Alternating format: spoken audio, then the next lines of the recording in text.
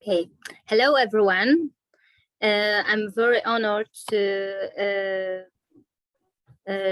formally launch and welcome you at the SVORI and IRC Learning webinar series. This is the third webinar from the series Building Bridges and Advancing Learning on Violence Against Women and Violence Against Children intersection.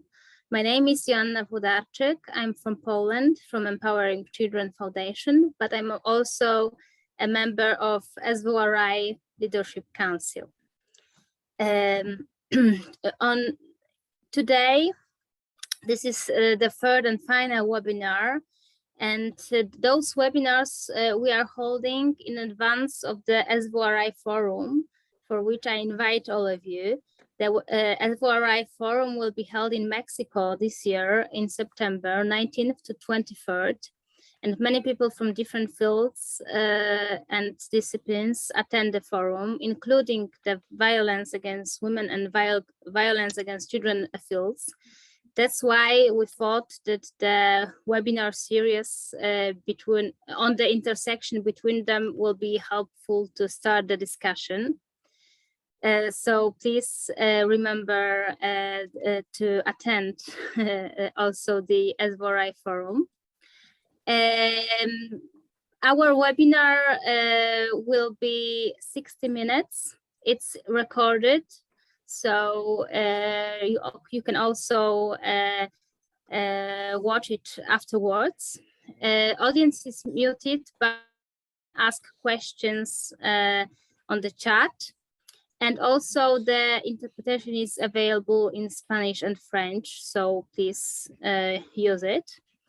And on the topic, we know that there are some risk factors or protective factors for violence against children and violence against women that are the same. And we want to discuss what we can learn from each of the fields and what we can do together, or have some programs that learn from each other. And today we will focus on scaling up programming on violence against women and violence against children intersections, and to answer the question where to from here. We are using Zoom, so I hope everyone is familiar with it. And I would like to welcome our host, Dr. Annick Gevers, who is a technical specialist as SVORI currently leading work on VAC and VAW intersections, child sexual abuse, self and collective care, and integrating VAW prevention into large-scale sectoral programming. Over to you, Annick, to introduce our panel. Thank you. Thank you so much, Joanna. Thank you for welcoming us today, and welcome everybody to today's webinar. We're going to start off with a presentation by a brilliant group of people who are representing CUSP, or Community for Understanding Scaling. And we have 5 speakers with us today who I will introduce to you before handing over to the group. We have Anjali Kohli, who is an assistant professor at Georgetown University, and she works on the Real Fathers Initiative. We have Ellen Bajenja, who coordinates CFAR, the network of Stepping Stones trainers in Uganda, and has over 20 years experience in working on gender transformative and integrated HIV and sexual and reproductive health and programs. She's worked in several research and development organizations during this time.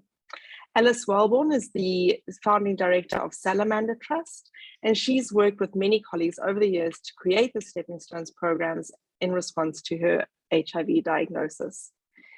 We have Tina Musuya, who is formerly the executive director for SEDAVIP and now works with Social Development Direct. She's a senior technical expert for GBV prevention and has over 17 years of experience of working with communities, police, civil society, local government, policymakers, all to prevent violence against women. And finally, we have Lufuno Barrow, who is a gender and international development specialist and the former image director. And with that, I will hand over to the group.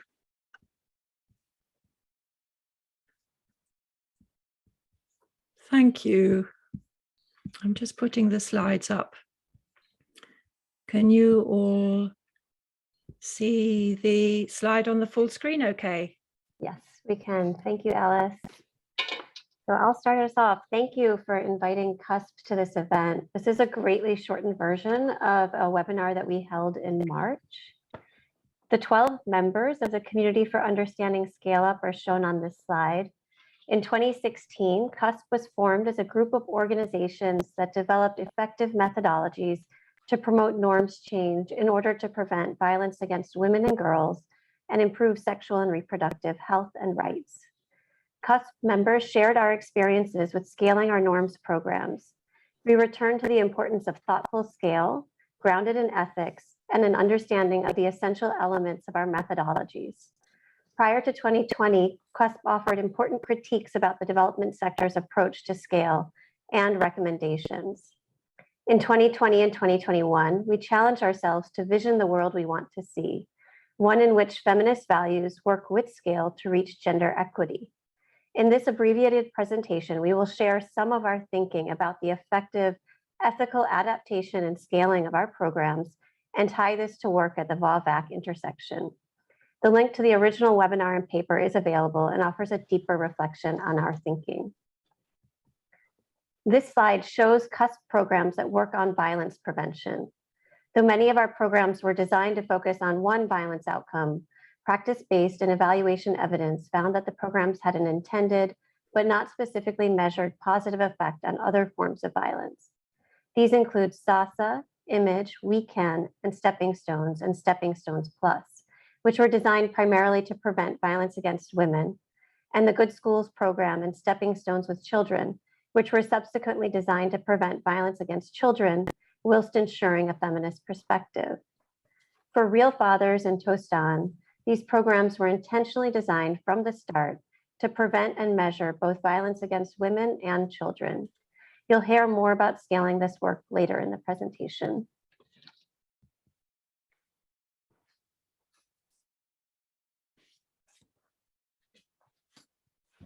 Ellen, you're muted. Hi, everyone. Yeah, when we began, we recognized that we needed to come to a shared understanding of what we all meant when we used the term feminism. In our discussions of feminism, we placed particular emphasis on the inheritance of patriarchy as a historical force influencing the world we live in. We understand feminism as being born out of a fundamental recognition of injustices fueled by patriarchy as an ideology and socially devised construct. Patriarchy continues to legitimize men's control over decision-making at the individual and structural levels, and directly and indirectly hinders efforts to create gender equity and equality. We found our own understanding of feminism was enhanced by the examination of the interaction of Western models of so-called development and our programs in the Global South. We took into account the real contributions of the communities we partner with and inspiring feminist thinkers in the Global South. We recognized feminism is the vehicle that will continually and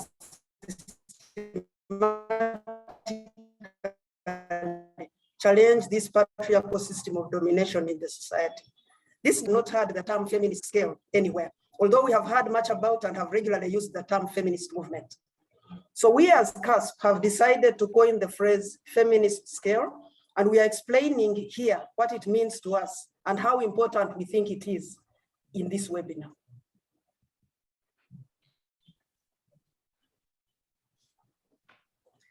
Moving on from our discussion on feminism, we embarked on a closer look at the meaning of the term scale up and realized that it's a conceptual metaphor. The essence of metaphor is understanding and experiencing one kind of thing in terms of another. For instance, laughter is the best medicine.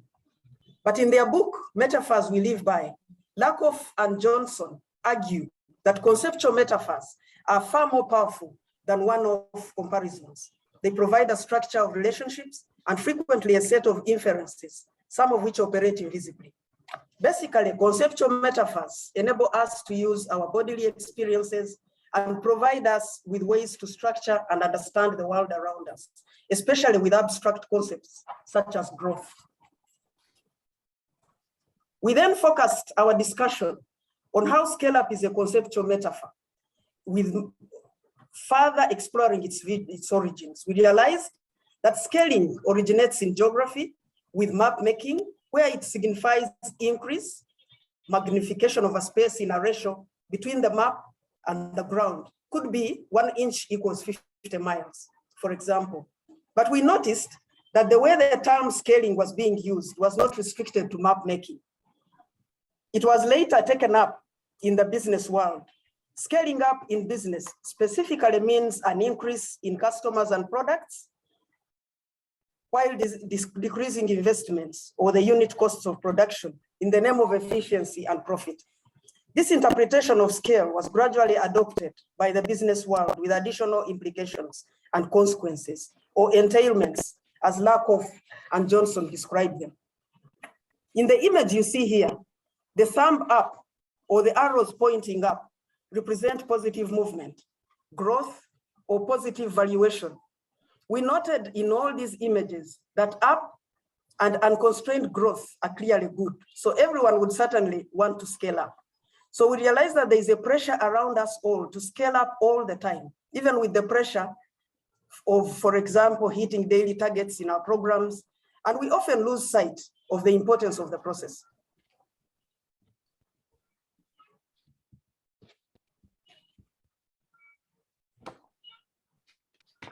Yes, on closer examination, we found troubling implications of or consequences of the scale up of metaphor as it is used in business for when it's applied to changing social norms, especially harmful ones. So we fleshed them out as follows. Following the business model, one has designed a product, which in this case could be a training manual that has worked in one particular setting. So elements are extracted from the manual and packaged, and a product for scale up in another context at a cheaper unit cost. This product is thus exported and transported, often by outsiders. It is frequently used without understanding of the original context and any contact with the originators.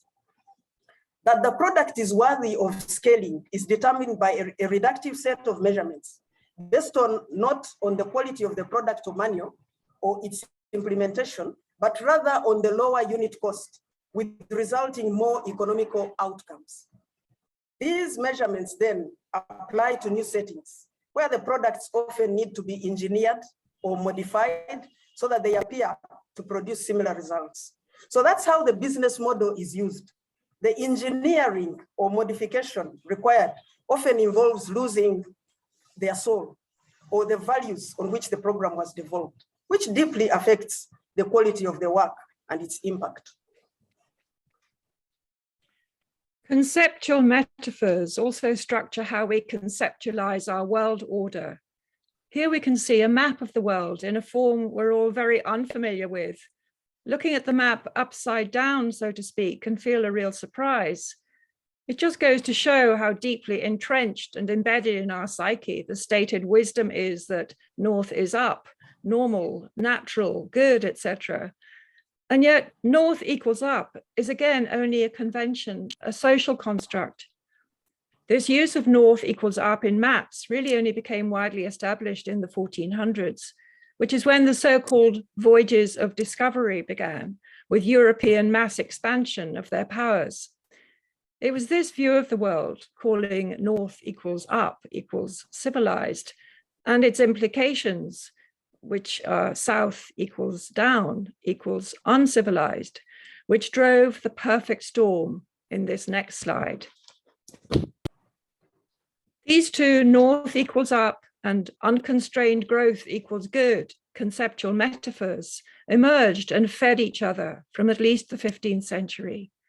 European powers competed in a race to claim sovereignty over people in the global south, their lands and their natural worlds, whom Western powers merely viewed as resources to be exploited. These conceptual metaphors have provided the legitimation for Western economic expansion. You can see in this diagram here what we discussed over the months as the consequences of Western powers' assumptions back then, that they were separate from and superior to not only nature and the plant and animal worlds, but also separate from and superior to people, especially people in the global south. This European and later North American belief system, by othering and objectifying other people and their lands and possessions, validated and fueled their efforts to conquer, enslave and exploit other people and plunder their natural worlds for the benefit of Western profit and gains in the name of civilization. Our longer thought piece, on which our webinar was based, explains how analyzing conceptual metaphors and their implications can enhance our understanding of our geopolitical background.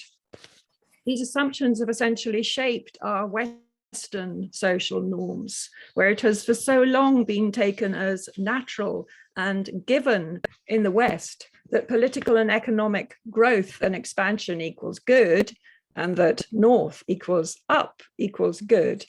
Yet now a growing mass of opinion is rightly questioning and challenging these values and assumptions, and is now seeing that unceasing economic and social expansion are not necessarily natural or good. We need a different way of thinking about growth. Much as they were lauded by almost all of our predecessors in the global north in the past, patriarchy, genocide, enslavement, colonialism, sexism, and racism have no place whatsoever in any society, anywhere. So we needed to examine our own assumptions and norms around scale up equals good, which are so rooted in these historical values of the Western world.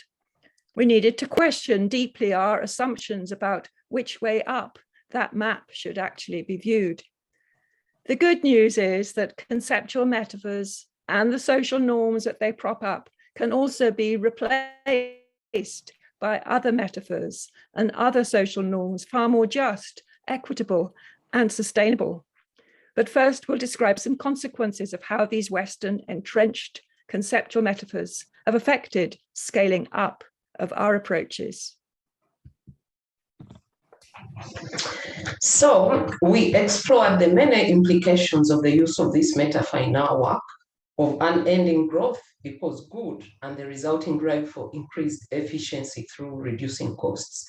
In practical terms, in social norm change programming, this is, for example, can take the form of shortening, simplification, and mechanization of in-depth trainings of facilitators of complex approaches, leaving them at a crossroads where they are not sure which direction to take. And evaluation methods that are used to assess the success of such approaches use externally defined goals. They value formal quantitative methods over participatory qualitative methods and favor short-term objective unit costs over long-term, more qualitative outcomes.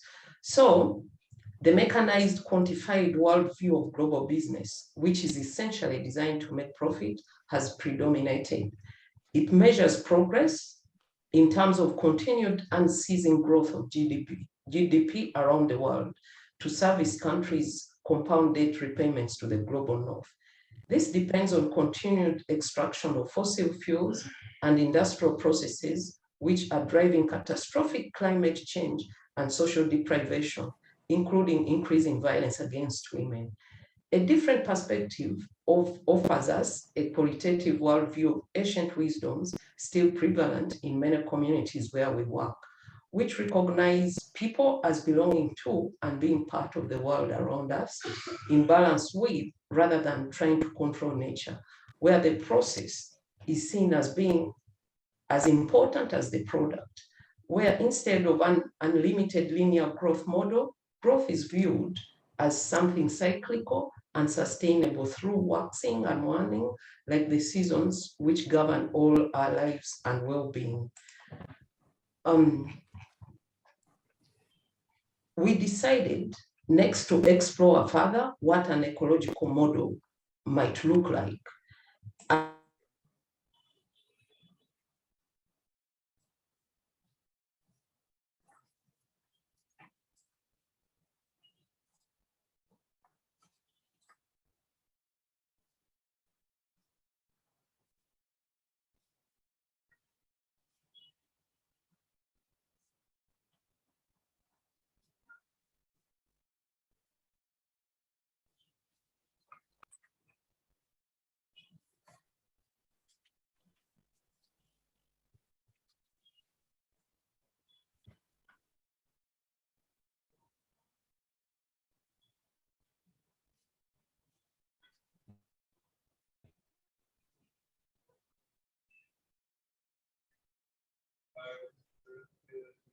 I think we lost Tina.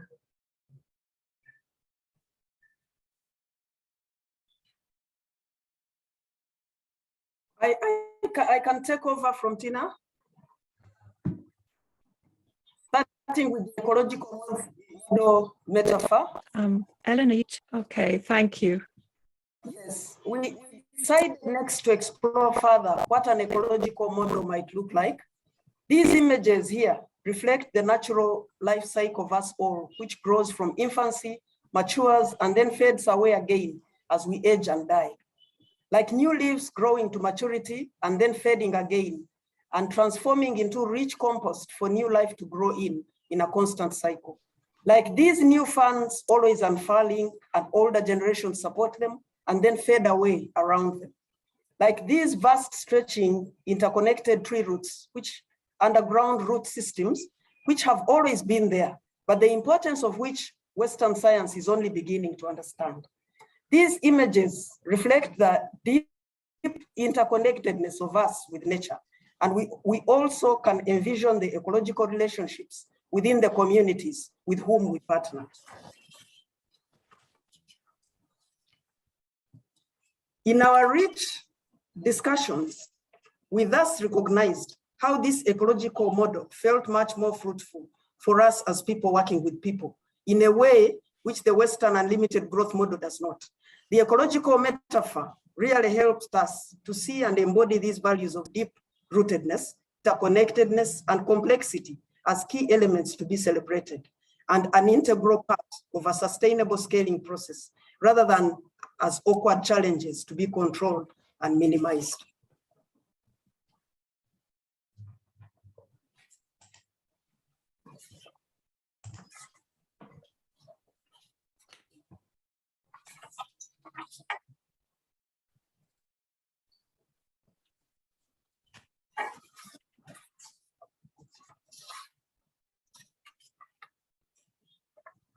Ellen, is able to continue. Tina still seems to be struggling.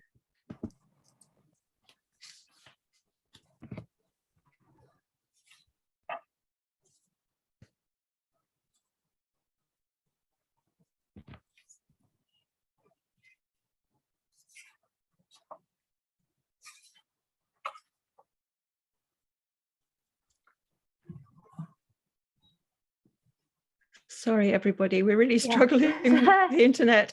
Angeli, would you feel able to? Happy to, yeah, sorry. Here is an infographic we have developed to share with you some feminist values that we have highlighted above. For instance, we emphasize in our thought piece the importance of always starting with offering our support to local women's rights movements who have already taken on the burden of tackling the root causes of injustice in their lives, instead of flying in like a parachute regiment, which can often undermine and or appropriate all their deep community-based organizing as its own. We emphasize the importance of recognizing the interconnectedness between gender transformation, human rights, climate justice, and sustainable cyclical economies. To effect ongoing sustainable growth, a cyclical model enables the work to be transformative by redistributing power to foster change at the root, fostering self and collective care, being inclusive, valuing all voices. All this is grounded in relationships of trust, collaboration, transparency, accountability, care, and joy. We have developed a simple brief that describes the feminist values, essential components of feminist scale, and the outcomes it can achieve, as well as recommendations for colleagues working at various levels of scale. Now, I and another colleague will share how these concepts can and have been applied when scaling social norms change programming. Real Fathers was developed in northern Uganda when community members raised concerns about how the war in the region had destroyed the traditional father-to-youth mentorship that was essential to prepare men for different life stages. Their request led to a Real as a program that worked with elder men as mentors of young fathers to teach healthy father-child and husband-wife relationship behaviors. CUSP discussions and thinking on feminist scale have been important to adaptation and scale of Real in new settings. The grounding in local values and being community-led has been important to how the project works. Real emphasizes community-desired behaviors of the young men rather than focusing its messaging on deterring violence. Men were inspired to build relationships with their children, communicate with their wife, and become a respected member of their community. In new settings, we worked in partnership to understand local values, community desires of fathers and their families, and the people that influence young fathers' behaviors.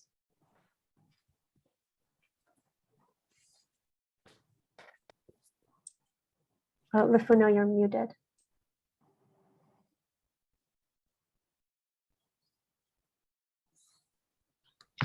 No, I don't think she heard me. Lufuno? You're muted. I'm on mute, sorry. Okay, thank you, Angeline. I would like to share another example from our CUSP colleague, Torsten's program. It describes how CUSP's work has contributed to the efforts to scale its community empowerment program, which is a 3-year human rights-based non-formal education program that engages participants in multiple ways to improve the well-being of their communities. We have known for years that the synergetic interactions of all the issues covered during the community empowerment program, including ending violence against both women and children, it led communities to create more peaceful, equitable, and prosperous conditions within their communities. CUSP has provided a community of reflective practitioners who are devoted to understanding and implementing how ethical scaling when changing social norms is integral to overall success of the program.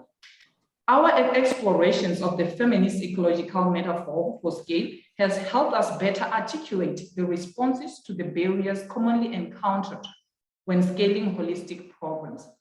Simultaneously, the feminist ecological metaphor has helped us to better explain certain dynamics in our holistic approach, such as the importance of sustained dialogue over time, and why isolating or extracting single issues from the whole approach is likely to be much less effective in sustaining social change.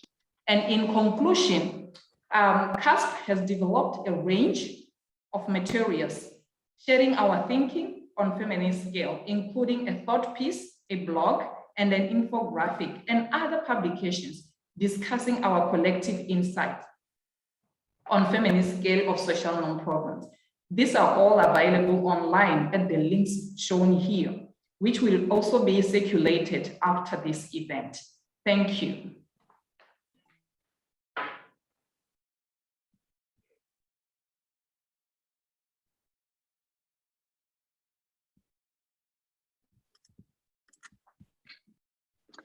Thank you very much to our CUSP colleagues, and well done for the multiple pivots and being an amazing team who have each other's backs. And it just goes to show how important it is that groups of us are working together on these things. So thank you so much. There will be an opportunity to hear more from our CUSP colleagues towards the end when we have more Q&A, but please keep putting your questions in the chat as we go through, as well as in the Q&A box. Either both of those will be monitored. And so we are going to now move on to a panel discussion with three more brilliant people to add to the webinar. And that includes Deepak Naker, who is the co-founder and co-director at Raising Voices, and he leads the work on preventing violence against children. He's worked for more than 25 years on what it takes to prevent violence against children and how to take those ideas to scale. Then we have Shanaz Matthews, who's the director of the Children's Institute and professor in the Faculty of Health Sciences at the University of Cape Town. She has 30 years experience in women's and children's sectors and has worked with a variety of stakeholders, including civil society, as a specialist researcher and technical advisor to government programs, all specializing in violence against women and violence against children. And then we have Clara Alaman, who is the director of programs at Equimundo, which was formerly known as Promundo US. She's a gender specialist with 20 years experience in social science research, design, implementation, and evaluation of programs to advance gender equitable relationships, healthy masculinities, and prevent violence. Her work is focused on the design and integration of gender transformative approaches of violence against women and violence against children in the areas of early childhood development, parenting, sexual and reproductive health. Clara is also a mentor at the Prevention Collaborative. So welcome everyone. And I wonder if we can kick off just by hearing your thoughts on what we've just heard from our CUSP colleagues, which is absolutely brilliant, if I can have the first word on that. But I wonder if any of our panelists, so just based on your experience, what resonates for you from what our CUSP colleagues have shared, especially when we're thinking about interventions that are addressing violence against women and violence against children. Deepak, can I hand over to you? Thank you, Anik. First, I wanted to say just thank you to our CUSP colleagues for bringing so many interesting ideas in such a short space of time. In a way, I think that there is just so much there for us to chew on. But let me pick out just two things that I wanted to comment on. One that came at the beginning, in which the colleagues talked to us about the importance of taking care with the language that we use to describe the work that we're doing, especially around language and where it's come from around scale. Yeah.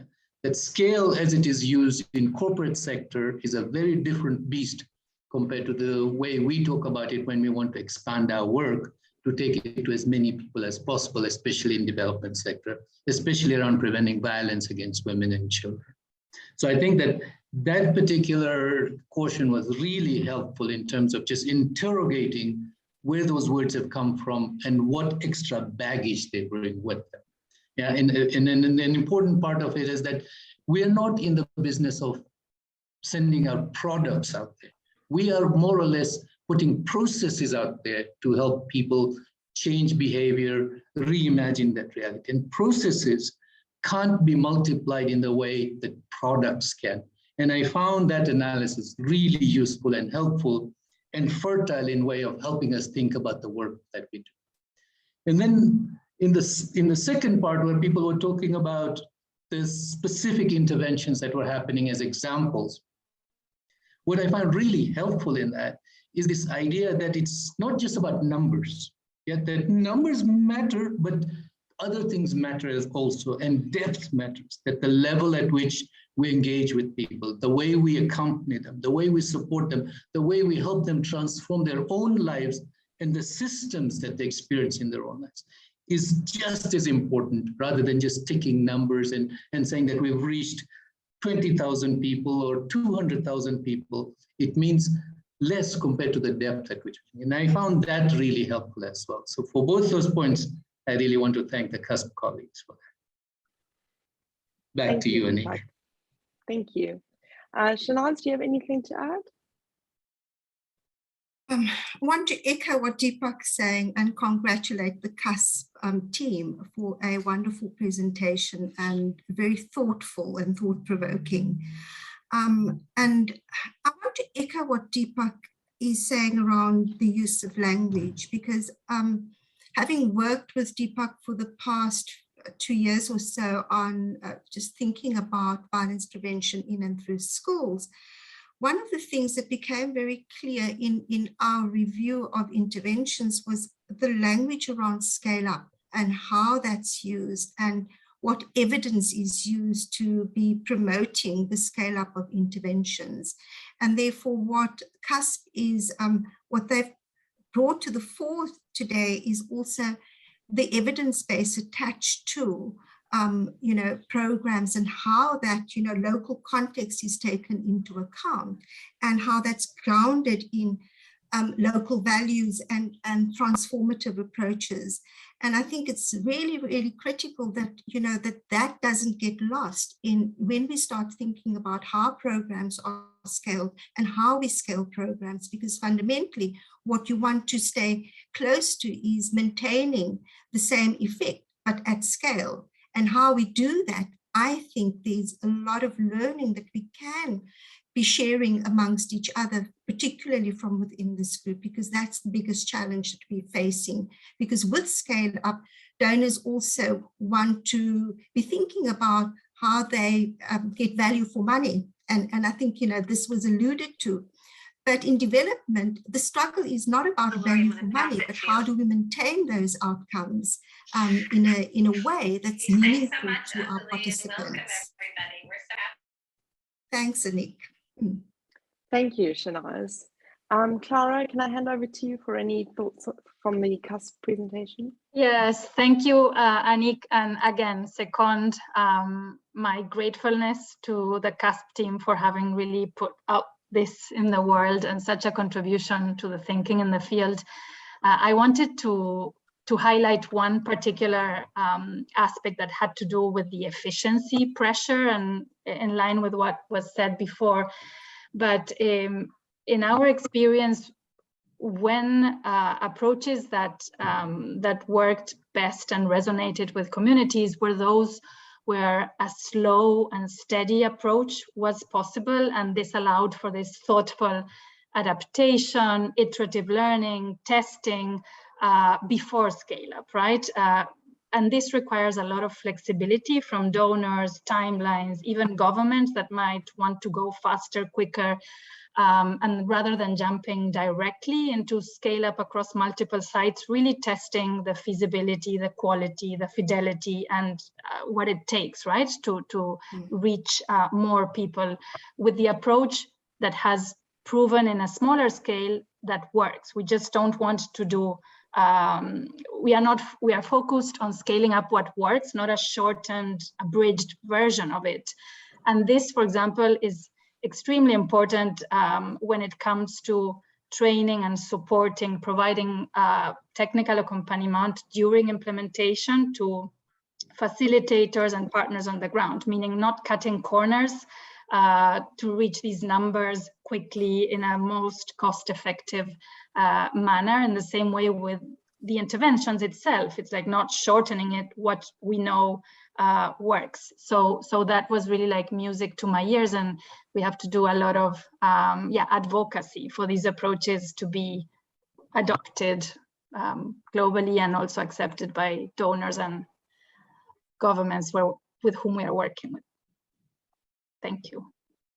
Thank you, Clara. Yeah, I must say I found it quite liberating to be freed from the pressure of bigger, faster, cheaper, and also just liberating to be able to set aside overly patriarchal models and define new ones, and define a better world for us to work and live in. So thank you. So if we can move on with the conversation, and if we can reflect on what might be different strategic considerations when thinking about scale for interventions aimed at women, at children, and those aimed at the intersection. Shanaz, I wonder if we can start with you to share your reflections on that. I must, just reflecting on that, Anik, I think the set and our evidence base has grown significantly over the last while in terms of our understanding what the shared risk factors are. And I think that's really a good starting point. And we've been discussing this in the past two webinars, what is our evidence base and how do we move ahead? So that's a good starting point. But I think, in addressing violence against women and children jointly, much more has been, and my sense is that we've moved faster in terms of what we know around working on violence prevention and targeting women than what we have around children. And particularly if we're thinking about feminist approaches, we've been addressing violence against women and girls more explicitly. And I want to bring another concept to the fore, and that is thinking about violence prevention across the life course. And if we're wanting to think about violence prevention, we've got to be thinking about what do we know about violence prevention at different stages, particularly if we're thinking of child development and children across the life course. Because what we currently have is, and what we know about preventing violence and addressing the intersections the groups of interventions that target very specific types of violence and particular periods. And I would say that currently, there's been some trade-offs in terms of what we are achieving with those outcomes.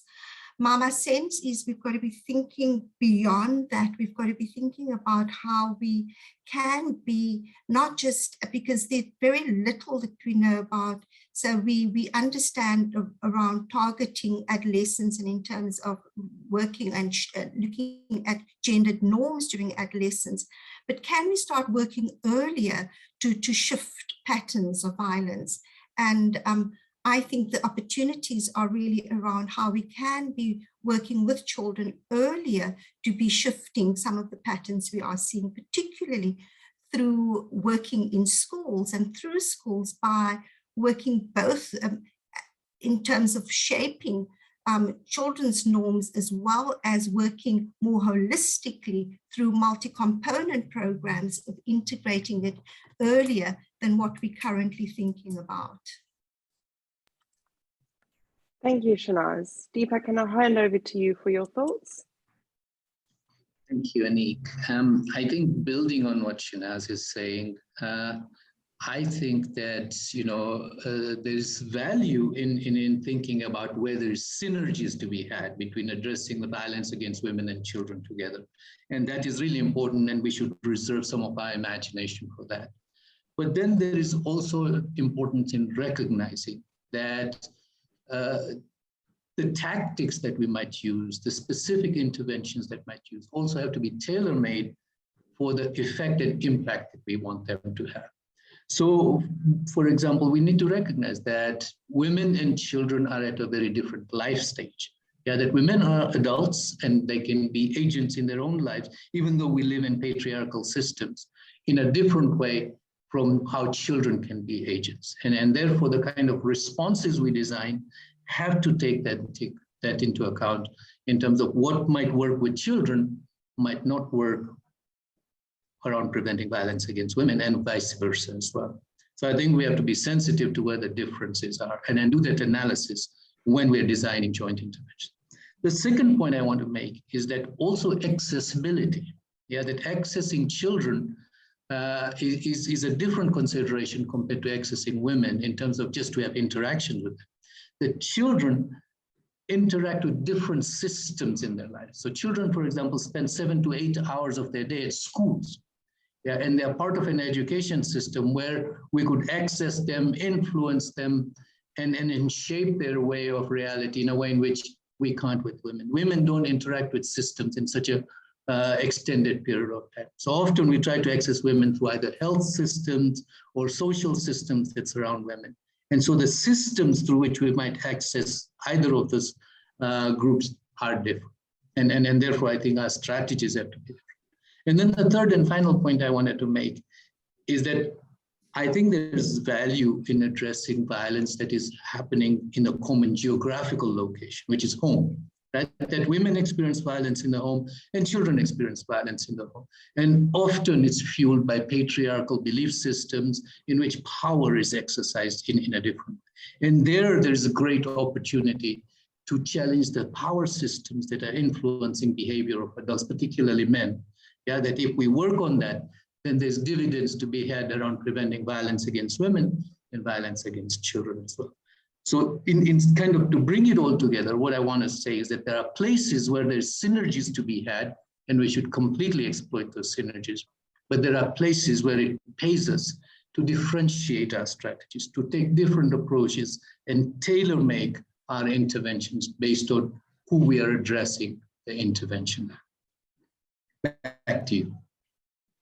Thank you, Deepa. Thank you for reminding us that addressing violence against women and violence against children is going to take multiple and multi-pronged strategies, and that working at the intersections to the exclusion of specific focuses on women or children is unlikely to be all that helpful, I suppose, or lead to the outcomes we ultimately all want to achieve, which is an end to the violence. So that we need to have some work that is joint and some work that is more focused. Thank you for that.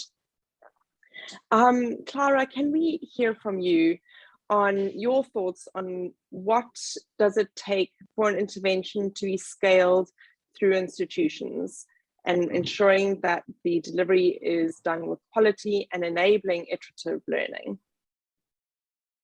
Thank you, Anik. And yes, why institutions? Because while it might not always be possible or desirable to scale up some interventions, at times they are the ones reaching large sections of the population, families.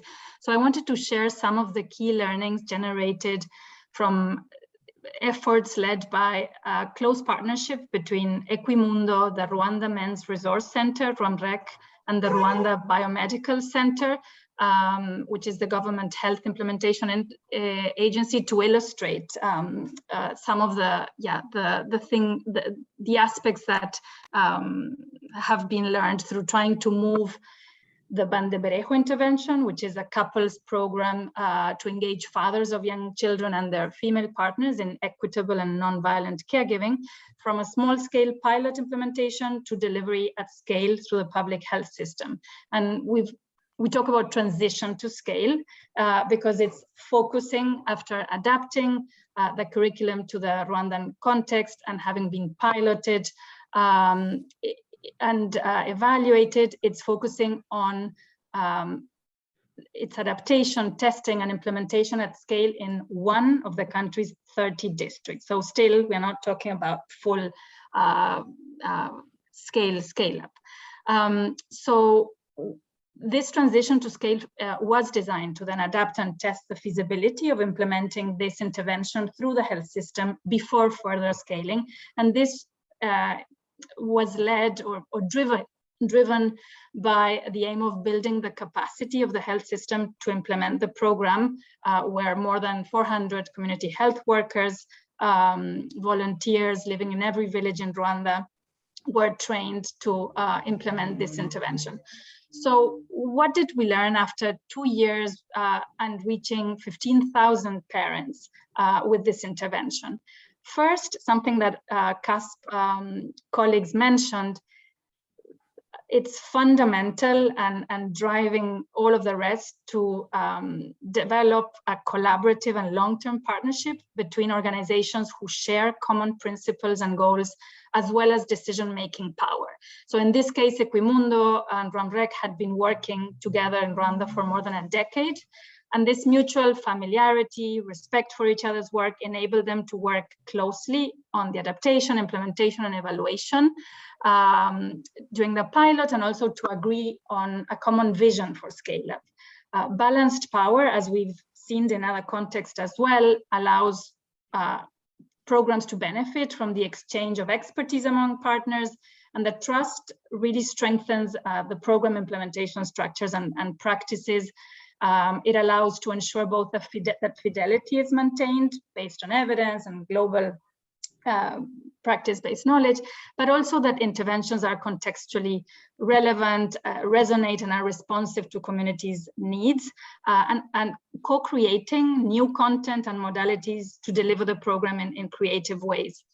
A second learning is, of course, the importance of aligning the intervention with existing health and gender policies to gain government support for the intervention and its scale-up, and demonstrating how the program is aligned with these policies that in the case of Rwanda were explicitly promoting gender equitable relationships, violence prevention, and male engagement in this.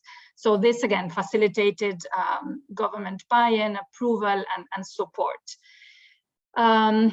The partnership included involving the public health system since the very start, and then or other sectors such as the Ministry of Gender and Family Promotion and the National Early Childhood Development Agency. So this meant that they were involved in all of the aspects from pilot to testing and iterative learning, and becoming really knowledgeable about the aims of the program and defining also what were like the most sustainable and feasible pathways for scale.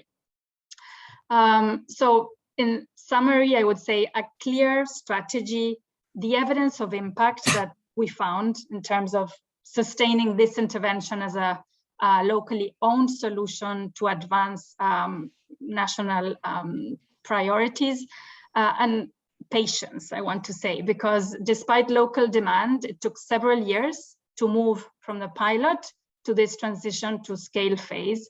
So having the evidence was important, but also, the patience to identify flexible donors that could secure funding in a rather flexible way, and to adapt to the process and how it unfolded. So there's more, but I think I'm going to stop there. Thank you for sharing that, Clara. It's really great to relate those lessons to the specific experience. And I think highlighting there the importance of alignment between partners and between what you're trying to, the changes you're trying to create, that is also embraced internally. It seems really important. Thank you for sharing that. I'm going to switch quickly just to pick up one of the questions from one of our participants. And I wonder if maybe one of the CUSP colleagues might be able to shed some light on this. And this is around language. And I wonder if you could, the question is, what do you mean by language? Is it just about translation or the phrasing, or is phrasing part of it? In some communities, also images we use need to be part of the language. So I wonder if one of the colleagues from CUSP can talk about this point.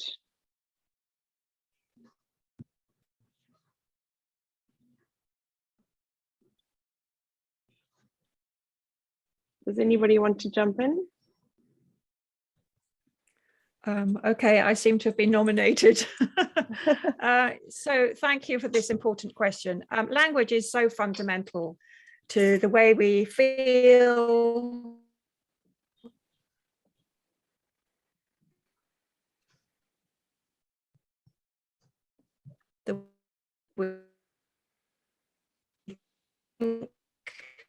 the way we act,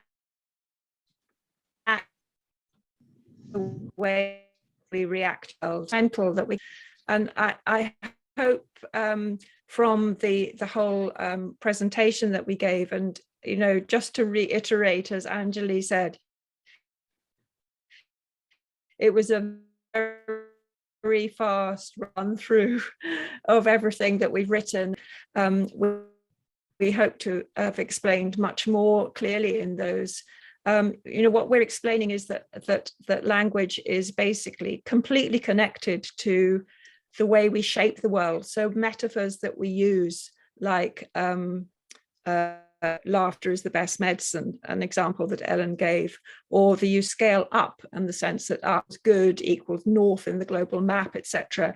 And the consequences of that, thinking in a binary system, that the opposite of up is down, and the opposite of good is bad, and the opposite of civilized is uncivilized, etc., etc. There are all kinds of implications in the language that we use, which again, we don't necessarily think about. And this is what essentially metaphor is about, is that, as we all know, we use a lot of militaristic language in terms of targets and in terms of cohorts, all of us, and in terms of working in the field. This is all militaristic from way back, from the way in which the European powers expanded their campaigns, both militaristically and so we really need to think about all of this. Do we actually want to make ongoing use of those metaphors? As Einstein said,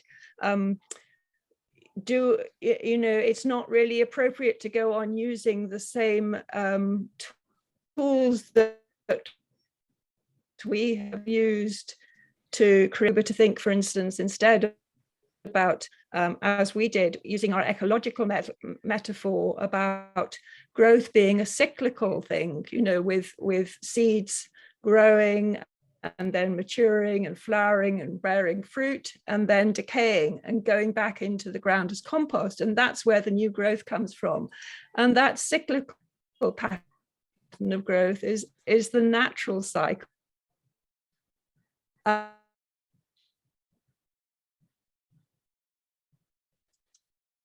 Line in nature, apart maybe from a sunbeam. Plots and graphs are what our world should be about. So I'll just leave it there, but I hope that that's helped to throw a bit of light on it. Thank you, Alice. And to those of you in the audience, there are various links have been posted in the chat, and also when we put the recording of the webinar up online, you will be able to see the links that were from the PowerPoint. So I just want to give each of our panelists 20 seconds each for your closing thoughts about scaling programs that address the intersections between violence against women and violence against children. So Deepak, can we start off this lightning round of closing thoughts with you? I wanted to build on Clara's idea that institutions and systems are really important. And that, by the way, is a very feminist idea, that instead of putting all the responsibilities on individuals to act, we have to address the surrounding environments and the value system in which they're embedded. And I think, therefore, if you address the systems that influence people's lives, then you are likely to bring about change at what we might call scale in a much faster and efficient manner than if you just focus on individual numbers. And I think that is the real insight of the ideas that CUSP colleagues are bringing to us, that we really have to be careful and deliberate about the language that we're using to frame our work, because we could easily get entrenched in one direction when we want to be expansive in the work that we do. Back to you. Thank you, Deepak. Thank you. Shanaz? Bit of a different tangent. What my closing thoughts would be is that I do think that we need, and I think Clara spoke about flexible investment. And I want to, my thinking is that we require flexible investment and resources to flow to guide us to understand practice-based learning, to know what's working in programs before we even take to scale. I think looking at intersections of violence against women and children is fairly new, and therefore we've got to be investing to understand what is working, what the theory behind it is, and what the pathways to change are in order for us to have sustained impact. So I would call for Southern-based funding flows. Thank you, Shanaz. Clara, over to you. Oh, Shanaz said what I wanted to say. Well, just compliment that. Again, if we can advocate for considerable and adequate investment in rigorous, and by rigorous I don't mean just RCTs, but exactly that, the mixed methods and practice-based knowledge, enormously rich knowledge that exists from partners implementing interventions, both efforts to monitor, evaluate, but also to document this learning and this practice-based knowledge to help us all understand what's working and what's not, how to integrate interventions into, in this case, health or education or social protection systems, to iteratively adapt and refine these interventions. And again, because often once the evidence is there for the 1 or 2 or 3 interventions that have it, it seems that those are the only ones, right, that then go into adaptation process, robbing us and partners knowledge on the ground of the capacity to reinvent, to reimagine, to co-create different interventions based on that knowledge and evidence, of course. But so this, I think, is something that we need to continue to advocate, as budgets always continue to be crunched and speed to implement and evaluate quickly. So this documentation of the process is fundamental. And this includes monitoring and evaluation to understand any negative impacts that the intervention might have on women, children, or just unexpected outcomes of the interventions. So yeah, I'm happy to see that we are a growing community of practice aligned with these principles. And again, thank you to CUSP for having like really articulated that so clearly in this series of resources. Thank you so much. Joanna, over to you for closing. Thank you very much. So we are coming to the end of our last webinar and to our webinar series. Thank you very much for all the participants. Especially thank you to the IRC and Daniel Roth for running this series. Thank you, Anik, and our speakers. Thank you very much. I would like to add that all the recordings from all the webinars will be available on the SVORI website. So please go there and use it and watch it. And also please join us at the SVORI forum in September in Mexico to continue the conversations. And before you leave, we would like to ask you to complete the short survey because we would like to learn from you what we can do better and what we can do next time that it will be even more interesting for you. So thank you again. Thank you for participating and see you in Mexico. Bye. Thank you. See you in Mexico.